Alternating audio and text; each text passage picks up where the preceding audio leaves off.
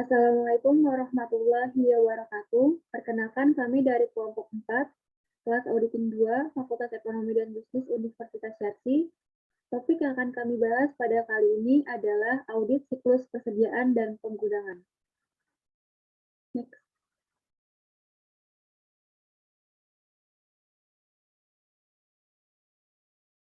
Sebelumnya perkenalkan, nama saya Putri Pertiwi, dan ada 6 rekan anggota lain. Yang pertama Priscilia Siva Hamzah, yang kedua Fauzia Putri Purnomo, yang ketiga Fatimah, yang keempat Mutiara Afidah, yang kelima Hafiz Ahmad, yang keenam Muhammad Alfi Fadila.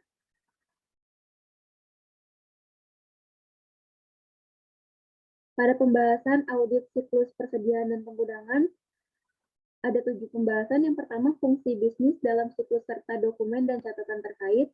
Yang kedua, bagian audit persediaan. Yang ketiga, audit akuntansi biaya. Yang keempat, prosedur analitis. Yang kelima, observasi fisik persediaan. Yang keenam, audit penetapan harga dan kompilasi. Dan yang terakhir, pengintegrasian pengujian. Siklus persediaan dan penggunaan. Siklus persediaan dan penggunaan adalah siklus yang unik karena erat hubungannya dengan siklus-siklus lainnya. Pada sebuah perusahaan manufaktur, bahan baku masuk ke siklus persediaan dan penggunaan dari siklus pembelian dan pembayaran. Sedangkan biaya tenaga kerja langsung masuk melalui siklus penggajian dan personalia. Siklus persediaan dan penggunaan berakhir dengan terjadinya penjualan barang dalam siklus penjualan dan penerimaan piutang.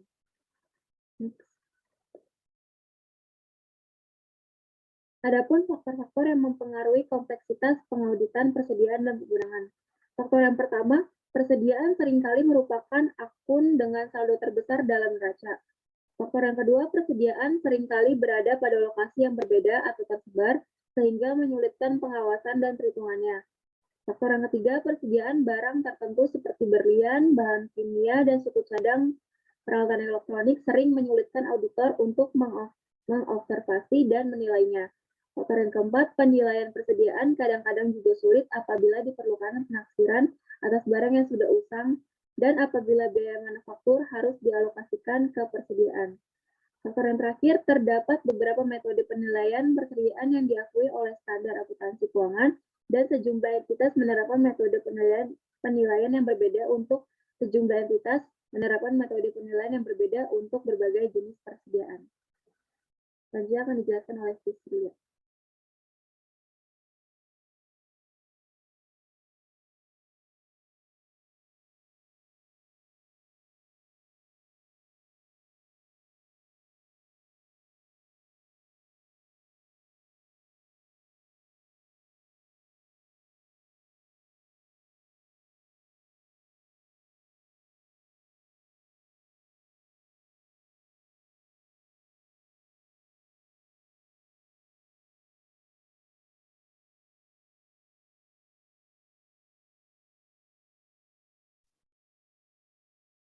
Selanjutnya, materi yang pertama yaitu fungsi-fungsi bisnis dalam siklus dan dokumen serta catatan yang bersangkutan. Persediaan memiliki berbagai macam bentuk karena bergantung pada sifat entitasnya. Bagi perusahaan dagang, pengecer, dan pedagang besar, akun terbesar dalam neraca sering berupa persediaan barang dagang yang tersedia untuk dijual. Agar lebih memahami materi pembahasan kali ini, siklus persediaan dan penggunaan akan menggunakan contoh dari perusahaan manufaktur yang persediaannya meliputi bahan baku, perlengkapan, dan suku cadang untuk digunakan dalam produksi, barang dalam proses yang masih akan diolah lebih lanjut, dan barang jadi yang siap untuk dijual. Selanjutnya di sini ada gambar 17.1 yaitu aliran persediaan dan biaya. Dalam gambar ini, siklus persediaan dan penggunaan untuk sebuah perusahaan manufaktur, kita bisa lihat pendebetan atas akun T, persediaan bahan baku, tenaga kerja langsung, dan overhead pabrik. Untuk melihat bagaimana dan pembayaran dan atas siklus penggajian personalia. Selanjutnya ada 6 fungsi yang membentuk siklus persediaan dan pergudangan, Yang pertama itu pembuatan order pembelian. Siklus pembelian dan pengundangan dimulai dengan adanya permintaan bahan baku untuk diproduksi.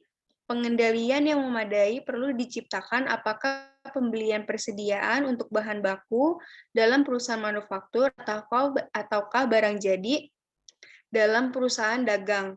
Permintaan ini bisa diinisiasi oleh pegawai gudang ketika bahan baku dibutuhkan atau oleh perangkat lunak komputer yang secara otomatis akan memesan barang ketika persediaan mencapai tingkat tertentu. Selanjutnya yang kedua ada penerimaan bahan baku. Penerimaan bahan baku ini termasuk ke dalam bagian dari siklus pembelian dan pembayaran, meliputi inspeksi atas barang yang diterima untuk memeriksa kebenaran jumlah maupun kualitasnya. Bagian penerimaan bahan baku biasanya membuat laporan penerimaan barang yang akan menjadi salah satu dokumen yang diperlukan sebelum pembayaran dilakukan. Selanjutnya yang ketiga ada fungsi penggudangan bahan baku. Setelah menerima bahan baku, biasanya akan disimpan ke dalam gudang. Jika bagian produksi memerlukan bahan baku, nantinya dari pihak produksi akan mengirimkan bahan baku yang telah mendapat otorisasi dari pihak produksi mengirimkan bahan baku yang telah mendapat otorisasi dari kepala bagian produksi. Perintah kerja atau dokumen serupa yang menyebutkan jumlah material yang diperlukannya. Selanjutnya, fungsi yang keempat itu ada pengolahan barang. Pada umumnya, setiap perusahaan memiliki variasi tersendiri pada saat proses pengolahan barang produksi. Perusahaan menentukan barang yang akan diproduksi berdasarkan pesanan tertentu dari konsumen, ramalan penjualan, tingkat persediaan yang ditetapkan di muka atau atas dasar lainnya. Yang kelima ada penyimpanan barang jadi. Barang yang sudah selesai diproduksi kemudian akan disimpan ke dalam gudang sembari menunggu pengiriman ke konsumen dengan metode pertukaran dengan kas atau aset lainnya. Contohnya itu piutang usaha menciptakan pertukaran aset yang diperlukan untuk memenuhi kriteria pengakuan pendapatan. Selanjutnya yang keenam itu ada pengiriman barang jadi. Pengiriman barang jadi termasuk ke dalam siklus penjualan dan penerimaan piutang di mana pengiriman barang ke konsumen dengan metode dengan kas atau aset lainnya. Selanjutnya ada master file persediaan perpetual. Master file persediaan perpetual merupakan catatan yang biasanya secara khusus digunakan untuk bahan baku dan barang jadi. Kebanyakan perusahaan tidak menyelenggarakan catatan untuk barang dalam proses. Biasanya catatan tersebut memuat informasi tentang jumlah unit persediaan yang dibeli, dijual, dan sisa dalam persediaan. Sistem pencatatan ini juga memuat harga pokok per unitnya.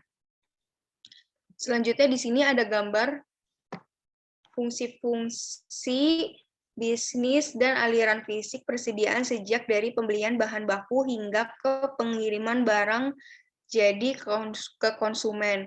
Alirannya itu dari aliran persediaannya, dari kita menerima bahan baku, selanjutnya menyimpan barang di gudang, selanjutnya mengolah barang dalam produksi, selanjutnya menyimpan barang jadi di gudang, selanjutnya mengirim barang jadi. Next.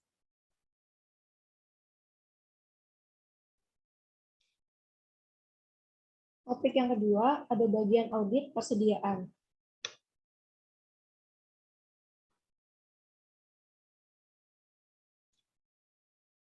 Ada 5 aktivitas dalam siklus audit atas siklus persediaan dan pergudangan. Yang pertama, pembelian dan pencatatan bahan baku, tenaga kerja langsung, dan overhead. Yang kedua, pengiriman barang dan pencatatan pendapatan dan biaya. Yang ketiga, transfer aset dan biaya internal. Yang keempat, observasi perhitungan fisik persediaan. Yang kelima, penetapan harga dan kompilasi persediaan.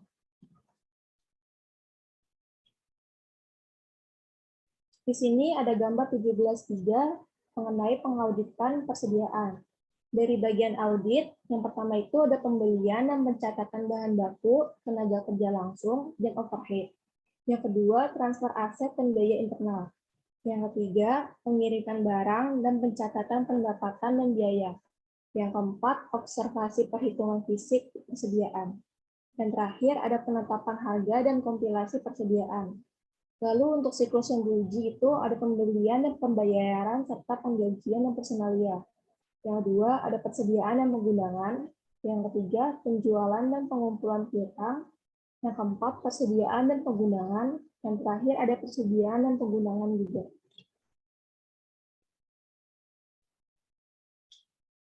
Yang ketiga, itu ada pengauditan akuntansi biaya.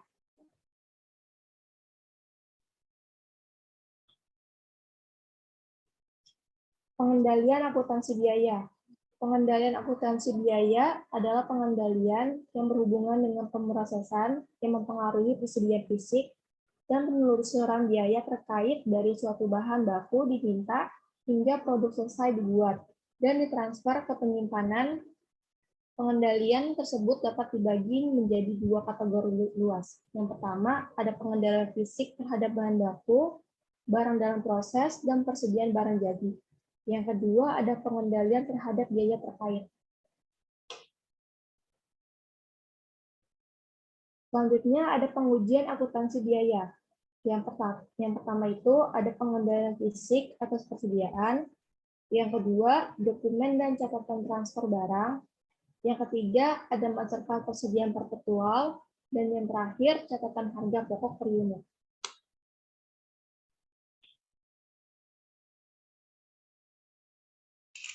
Selanjutnya ada prosedur analitis. Auditor melaksanakan prosedur analitis untuk memeriksa hubungan saldo akun persediaan dengan akun lainnya. Selain itu, auditor seringkali juga menggunakan informasi non-keuangan untuk menilai kelayakan saldo yang berkaitan dengan persediaan. Setelah melaksanakan pengujian yang ketat atas catatan akuntansi biaya dan prosedur analitis, auditor akan merancang serta melaksanakan pengujian atas rincian saldo persediaan akhir beberapa tahapan prosedur audit yang harus dilakukan auditor dalam melakukan pemeriksaan atas akun persediaan. Next.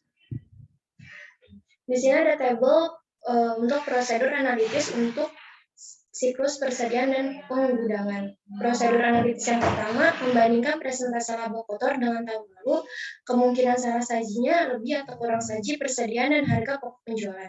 Yang kedua, membandingkan kecepatan perputaran persediaan dengan tahun lalu, kemungkinan salah sajinya keusangan persediaan yang mempengaruhi persediaan dan harga pokok penjualan, lebih saji atau kurang saji persediaan.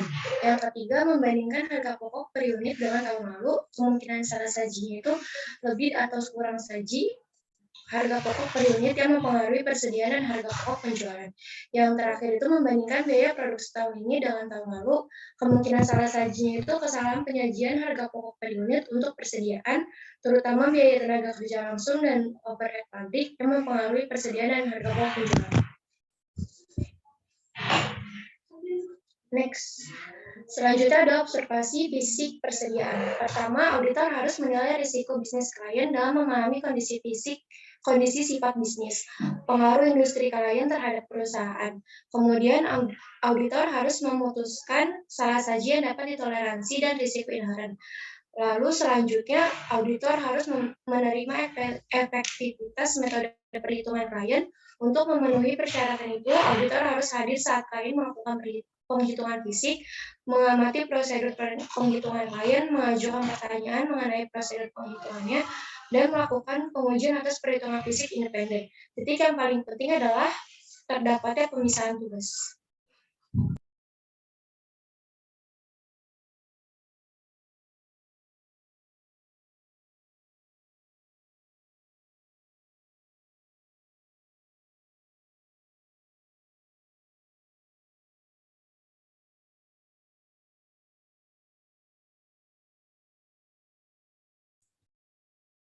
Persyaratan observasi persediaan. Di Amerika Serikat, auditor diwajibkan untuk melakukan observasi atas penghitungan fisik persediaan sejak terjadinya kecurangan mengemparkan berupa pencatatan persediaan yang senyatanya tidak ada oleh McKesson dan Robinson Company pada tahun 1983. Kecurangan tersebut tidak ditemukan karena auditor tidak mengamati secara fisik persediaan, yang pada saat itu tidak diharuskan. Standar auditing mengharuskan auditor untuk menerima efektivitas metode perhitungan persediaan klien dan ketergantungan yang dapat mereka tempatkan pada representasi klien mengenai kuantitas serta kondisi fisik persediaan. Next. Standar audit 501.4 berisi ketentuan sebagai berikut. Jika persediaan berjumlah material dalam laporan keuangan, auditor harus memperoleh bukti audit yang cukup dan tepat tentang eksistensi dan kondisi persediaan barang. Dengan menghadiri penghitungan fisik persediaan, kecuali jika tidak praktis untuk 1. Mengevaluasi instruksi dan prosedur manajemen untuk mencatat dan mengendalikan hasil penghitungan persediaan fisik.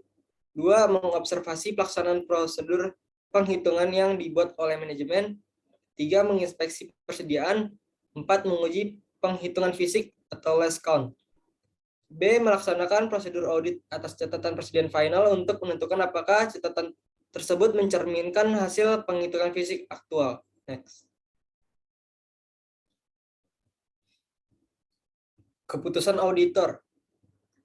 Keputusan auditor dalam observasi fisik persediaan adalah serupa dengan keputusan yang dilakukan auditor dalam bidang audit yang lainnya.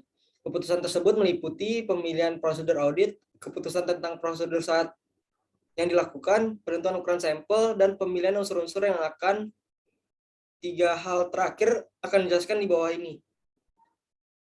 1. Saat penghitungan fisik, auditor memutuskan apakah perhitungan fisik dapat dilakukan sebelum akhir tahun, terutama dengan dasar akurasi berkas utama persediaan perpetual saat klien melakukan penghitungan interim, yang disetujui auditor bila pengendalian internal efektif.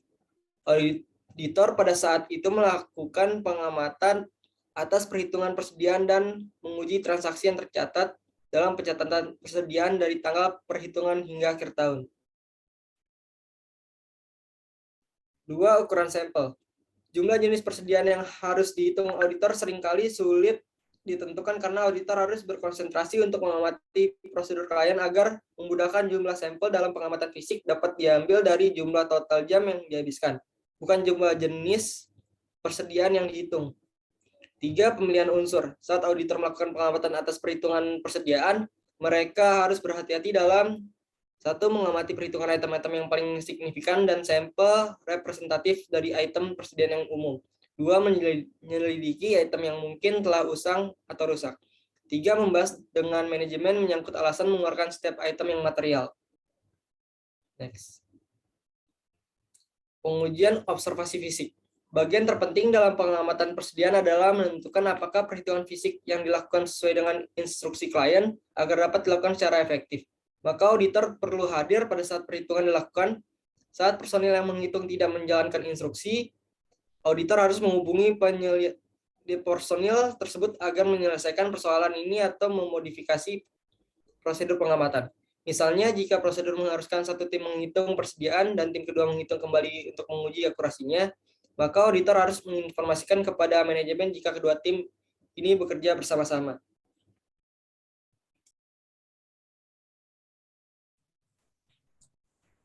Tabel 17.2 yaitu tujuan audit saldo dan pengujian. Ini adalah tujuan audit saldo dan pengujian rinci saldo untuk observasi fisik persediaan. Di sini tabelnya terdapat tujuan audit saldo, prosedur observasi persediaan, dan komentar. Next. Ini lanjutan yang tabel 17.2. Next. 6. Auditor penetapan harga dan kompilasi. Next. Pengendalian biaya per unit yang terintegrasi dengan produksi memberikan kepastian bahwa klien menggunakan penetapan biaya yang wajar untuk menilai persediaan akhir. Pencatatan biaya standar berguna untuk mengevaluasi kewajaran biaya produksi jika manajemen selalu memperbarui prosedur terkait perubahan dalam produksi dan biaya. Untuk mencegah persediaan yang sudah usang dimasukkan dalam perhitungan atau lebih saji, klien harus melakukan telaah formal dan pelaporan atas persediaan yang sudah usang, pergerakannya lambat, rusak, atau lebih saji. Juga lakukan pengendalian internal atas kompilasi persediaan untuk memastikan perhitungan fisik diringkas dengan benar dan penetapan harganya sama dengan pencatatan, dijumlahkan dengan benar dan dimasukkan dalam berkas utama persediaan perpetual dan akun buku besar terkait dalam jumlah yang benar. Next. Pengendalian penetapan harga dan kompilasi. Pengendalian internal sekitar penetapan harga pokok per unit yang terintegrasi dengan catatan produksi dan akuntansi lainnya memberikan asuransi bahwa klien menggunakan biaya perolehan atau harga pokok yang benar untuk persediaan akhir. Catatan biaya standar yang menunjukkan selisih atau varians biaya bahan baku, tenaga kerja langsung, dan overhead pabrik bermanfaat untuk menilai kewajaran catatan produksi apabila manajemen memiliki prosedur yang diterapkan agar standar temu takhiran apabila terjadi perubahan dalam proses biaya produksi. Manajemen juga harus memiliki seseorang yang independen dari bagian atau departemen yang bertanggung jawab dalam penentuan review biaya untuk menentukan kewajarannya. Next. Prosedur penetapan harga dan kompilasi. Prosedur penetapan harga dan kompilasi bertujuan untuk pisah batas yang dilakukan sebagai bagian dari penjualan dan akuisisi auditor. Auditor dapat menggunakan informasi yang diperoleh dari klien sebagai kerangka referensi, termasuk deskripsi masing-masing persediaan, jumlah, harga per unit, dan nilai perluasannya. Adapun tujuan audit dan pengujian terkait atas penetapan harga dan kompilasi persediaan. Tabel 17.3 itu tujuan audit saldo dan pengujian saldo untuk penetapan harga persediaan dan kompilasi. Tabelnya yaitu terdapat tujuan audit saldo, prosedur observasi persediaan, dan komentar. Next.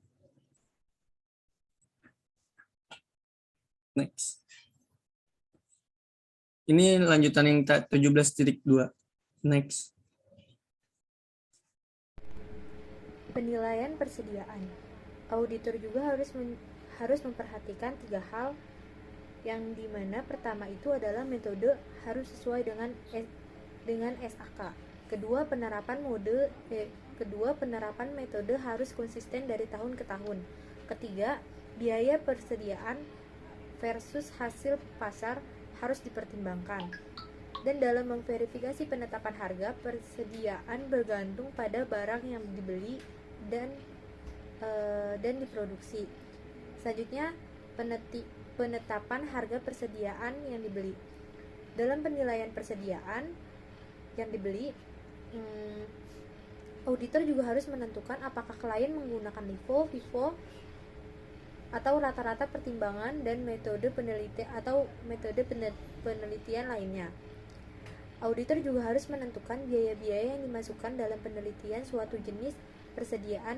Setelah itu, auditor juga harus berfokus pada persediaan dengan nilai besar dan produksi yang harganya berfluktuasi.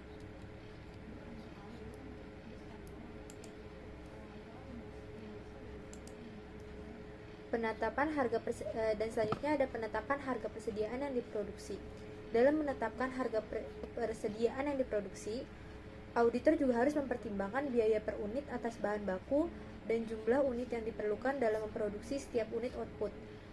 Jadi auditor juga harus memeriksa faktur vendor atas berkas utama persediaan perpetual, lalu memeriksa spesifikasi rancangan dan memeriksa produk yang selesai dibuat, atau menemukan metode sejenisnya untuk menentukan jumlah unit yang diperlukan untuk membuat satu unit produk. Dan biaya perolehan dan harga pasar. Dalam menentukan biaya, harga perolehan persediaan, auditor harus mempertimbangkan nilai realisasi bersih yang lebih kecil daripada biaya historis. Lalu auditor juga dapat menguji biaya pergantian dengan memeriksa faktur vendor pada periode jeda atau faktur terakhir yang jika tidak terdapat pembelian persediaan setelah akhir tahun. Selanjutnya ada pengintegrasian pengujian, yang dimana itu meliputi pengujian siklus pembelian dan pembayaran, pengujian siklus penggajian dan personalia, dan pengujian siklus penjualan dan pengumpulan piutang. Di pengujian siklus pembayaran dan pembelian dan pembayaran, auditor melakukan verifikasi pembelian, persediaan, dan juga mengumpulkan bukti atas akurasi pembelian bahan baku dan seluruh biaya overhead manufaktur, kecuali biaya tenaga kerja, biaya pembelian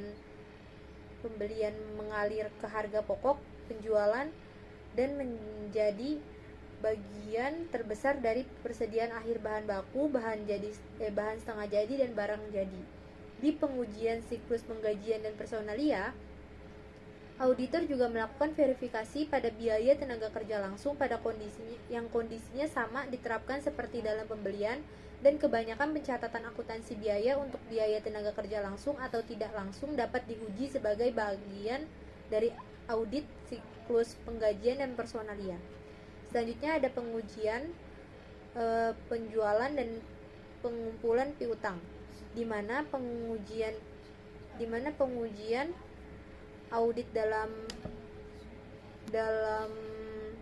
penyimpanan barang jadi seperti pengiriman dan pencatatan penjualan akan terjadi bila siklus penjualan dan penagihan diuji. Jadi saat klien menggunakan pencatatan biaya standar, auditor dapat menguji biaya standar atas harga pokok penjualan bersamaan dengan pengujian penjualan. Selanjutnya ada pengujian akuntansi biaya dan persediaan fisik, penetapan harga dan atas pencatatan akuntansi biaya dilakukan untuk memverifikasi pengendalian mempengaruhi persediaan yang tidak diverifikasi auditor dalam pengujian ketiga siklus sebelumnya. Di auditor menguji pengendalian fisik penmindahan biaya bahan baku ke barang setengah jadi, pemindahan biaya atas penyelesaian barang ke barang jadi, dan berkas utama persediaan perpetual dan pencatatan biaya per unit. Selanjutnya, ada persediaan fisik dan penetapan harga dan kompilasi. Persediaan fisik, penetapan harga dan kompilasi penting dalam audit persediaan karena salah satu aktivitas dapat menghasilkan salah saji pada persediaan dan harga pokok penjualan. Dalam audit, harga pokok penjualan merupakan nilai sisa dari persediaan awal ditambah pembelian bahan baku, biaya tenaga kerja langsung, dan biaya overhead manufaktur dikurangi persediaan akhir. Jadi pada pengujian persediaan fisik, auditor itu sangat bergantung pada berkas utama persediaan perpetual jika diuji sebagai bagian dari siklus yang telah kita bahas dan telah kita andal. Oleh karena itu, auditor dapat mengamati dan menguji perhitungan fisik pada waktu di luar akhir tahun dan menggunakan perpetual agar pencatatan jumlahnya memadai.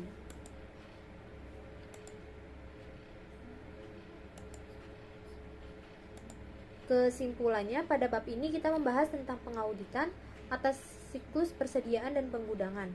Karena kesulitan yang berhubungan dengan penetapan keberadaan dan penilaian persediaan, maka siklus tersebut itu seringkali merupakan bagian audit yang paling makan banyak waktu dan kompleks. Dan siklus ini juga unik karena banyak pengujian masukan kepada siklus yang diuji sebagai bagian dari audit siklus lainnya. Pengujian yang dilakukan sebagai bagian dari siklus persediaan dan penggunaan fokusnya pada catatan akuntansi biaya, pengamatan persediaan secara fisik, dan pengujian penetapan harga pokok dan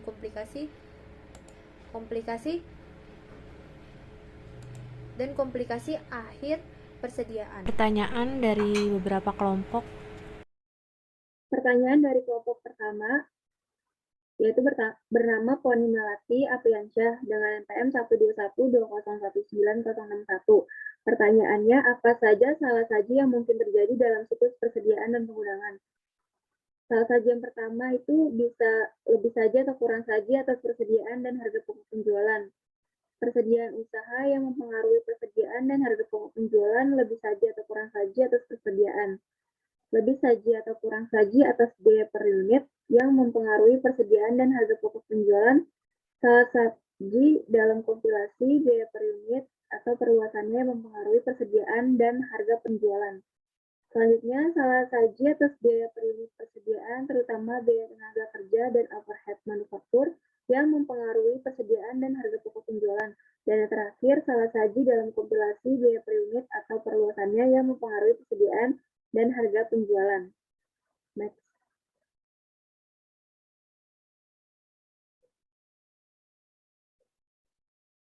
Selanjutnya ada pertanyaan dari kelompok 2 bernama Syazwana Widya Sawa dengan NPM 12120190882. Pertanyaannya, apakah tujuan utama menganalisis beban bunga? Berdasarkan tujuan tersebut, pertimbangan apakah yang harus diingat auditor ketika analisis tersebut? Jawabannya, tujuan utama menganalisis beban bunga yaitu agar auditor dapat mengevaluasi kewajaran beban bunga dan menguji bila ada bunga yang tidak diakui. Berdasarkan tujuan tersebut, pertimbangan yang harus diingat auditor, yang pertama, identifikasi risiko bisnis, klien yang mempengaruhi hasil bayar, dan tentukan salah satu yang dapat ditolerir, dan nilailah risiko bawaan untuk wesel bayar. Yang kedua, nilailah risiko pengendalian untuk wesel bayar, rancangan dan laksanakan pengujian pengendalian dan pengujian substantif atas transaksi untuk wesel bayar. Dan yang terakhir, rancang dan laksanakan prosedur analitis untuk wesel bayar dan rancang pengujian terinci atas wesel bayar untuk memenuhi tujuan audit terkait saldo. Selanjutnya pertanyaan yang ketiga dari kelompok 3 dari Aryo Setio Aji 121-2019-012. Pertanyaannya, bagaimana cara auditor mengefektifkan waktu yang lama dalam mengaudit persediaan? Jawabnya, cara auditor mengefektifkan waktu yang lama dengan menggunakan yang pertama itu uji hitung, yaitu membandingkan perhitungan fisik klien terhadap jumlah persediaan. Contoh 5 hitung 5. Yang kedua, uji penyalinan atau kompilasi, yaitu melakukan penyalinan setelah perhitungan fisik persediaan. Contohnya 5/5. Yang ketiga, uji harga, yaitu melakukan verifikasi harga yang menyesuaikan antara harga yang ditetapkan klien dengan harga yang tertera di persediaan. Yang keempat, uji jurnal, yaitu mengecek apakah klien telah menjurnal persediaan dengan benar.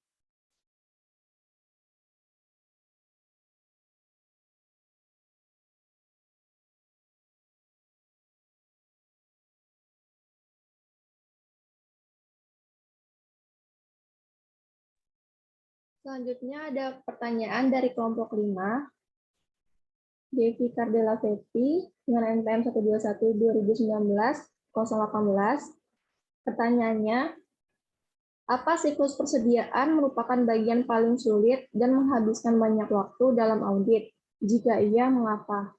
Jawabannya, audit atas persediaan dan penggunaan merupakan jenis perkiraan yang besar di dalam neraca dan sering merupakan unsur terbesar dari keseluruhan modal kerja.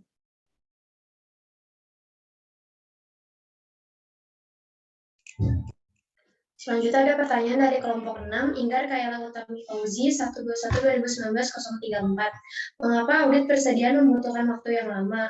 Audit mengenai persediaan seringkali merupakan bagian audit yang bisa dikatakan rumit dan bisa memakan waktu kita yang cukup lama dikarenakan umumnya persediaan merupakan jenis akun yang besar di neraca dan sering merupakan unsur yang paling besar dari seluruh modal kerja.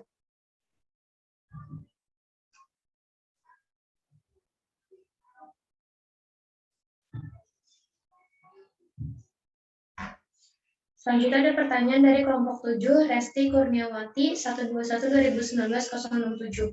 Dalam siklus persediaan dan pergudangan pasti terdapat risiko bisnis klien. Proses apa yang perlu diimplementasikan auditor agar dapat meminimalisir risiko bisnis klien? Yaitu dengan melakukan pengendalian atas siklus akuisisi dan pembayaran, melakukan pengendalian atas siklus penggajian dan personalia, melakukan pengendalian atas siklus penjualan dan penagihan, melakukan pengendalian akuntansi biaya, dan melakukan pengendalian atas persediaan fisik, penetapan harga, dan kompilasi. Selanjutnya, pertanyaan dari kelompok 8 dari Elsa Rizka Amalia 121-2019-022. Kaitan antara persediaan dan pergudangan dan kesulitan apa saja yang dialami auditor dalam persediaan? Jawabannya, hubungan atau kaitan siklus persediaan dan pergudangan sangat erat karena gudang merupakan tempat penyimpanan bahan baku atau persediaan. Seperti juga kaitannya dengan siklus pengajian dan personalia. Kesulitan auditor dalam mengaudit siklus persediaan dan pergudangan antara lain A. Merupakan komponen aktiva lancar dan yang jumlahnya cukup material di neraca.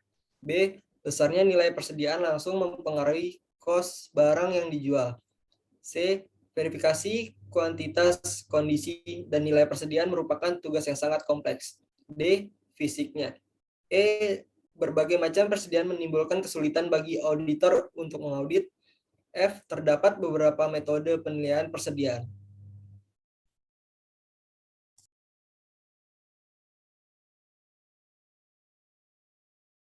Pertanyaan dari Rizky Indah Septianti, NPM 121-2019-069 dari kelompok 9. Pertanyaannya itu, mengapa audit persediaan dan pergudangan penting, lama, kompleks? Jawabannya, karena tujuan keseluruhan dari audit siklus persediaan dan pergudangan adalah untuk menyediakan kepastian bahwa laporan keuangan memperhitungkan secara wajar bahan baku, barang dalam proses persediaan barang jadi, dan harga pokok penjualan.